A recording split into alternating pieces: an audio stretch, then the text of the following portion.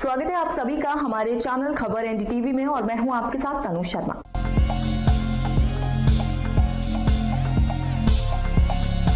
एकनाथ शिंदे से नहीं बन रही बात, क्या पालघर सीट पर बहुजन विकास अघाड़ी के राजेश पाटिल को सपोर्ट करेगी बीजेपी? पालघर लोकसभा सीट पर महायुति के उम्मीदवार के नाम की घोषणा को लेकर अब भी सस्पेंस है। वहीं सूत्रों का कहना है कि बीजेपी सीट पर महायुति का उम्मीदवार उतारना तो चाहती है, लेकिन चुनाव चिन्ह उसे कमल ही चाहिए। यही मांग बीजेपी के कार्यकर्ताओं की भी है। हालांकि मुख्यमंत्री एकनाथ शिंदे बीजेपी के चुनाव चिन्ह पर अपनी पार्टी का उम्मीदवार नहीं उतारना चाहते। अगर राजेंद्र गावित धनुष बाण पर चुनाव लड़ते हैं तो उनका जीतना आसान नहीं होगा, क्योंकि गावित का कार्यकर्ता ही नहीं मतदाता भी विरोध कर रहे हैं।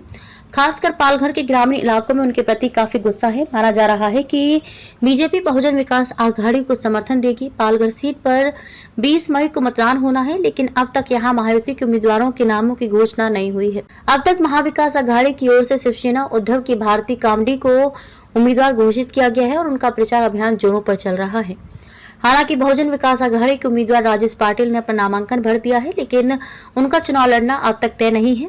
पार्टी अध्यक्ष हितेन्द्र ठाकुर ने कहा कि उनके और भी उम्मीदवार नामांकन भर सकते हैं। सीट पर शिंदे गुट से विवाद, बीजेपी भी उनके पक्ष में नहीं है। बीजेपी कार्यकर्ताओं का कहना है कि सीट किसी के भी खाते में जाए, लेकिन चुनाव चिन्ह कमल होना चाहिए। शिंदे बीजेपी के चिन्ह से किनारा कर रहे हैं। गावित का दावा है कि इस बार भी उम्मीदवारी उन्हें ही मिलेगी, इसलिए बीजेपी सुरक्षित रास्ता अपनाते हुए बहुजन विकास अघाड़ी के उम्मीदवार को समर्थन दे सकती है। बविया के लोकसभा क्षेत्र में 3 विधायक हैं। हालांकि बीजेपी और बविया की तरफ से अब तक कोई आधिकारिक बयान नहीं आया है। प्रकाश अम्बेडकर का एमवीए पर निशाना। इधर वंचित बहुजन अघाड़ी वीबीए के अध्यक्ष प्रकाश अम्बेडकर ने शिवसेना यूबीटी के प्रमुख उद्धव ठाकरे से पूछा है कि क्या वे चुनाव के बाद भी महाविकास अघाड़ी और इंडिया अलायंस के साथ रहेंगे। उन्होंने कहा कि उन्हें इस बात से संदेह है कि परिणामों के बाद भी उद्धव की निष्ठा राज्य में एमवीए और राष्ट्रीय स्तर पर इंडिया अलायंस के प्रति बनी रहेगी। अम्बेडकर ने ठाकरे को चुनौती दी कि वे लिखित में आश्वासन दें कि जून के पहले सप्ताह में चुनाव परिणामों के बाद भी वे कांग्रेस एमवीए को समर्थन देना जारी रखेंगे। उन्होंने शिवसेना यूबीटी से भी औपचारिक प्रतिबद्धता की मांग की है कि वे आगामी महाराष्ट्र विधानसभा चुनाव तक एमवीए का अंग बनी रहेंगी। एमवीए में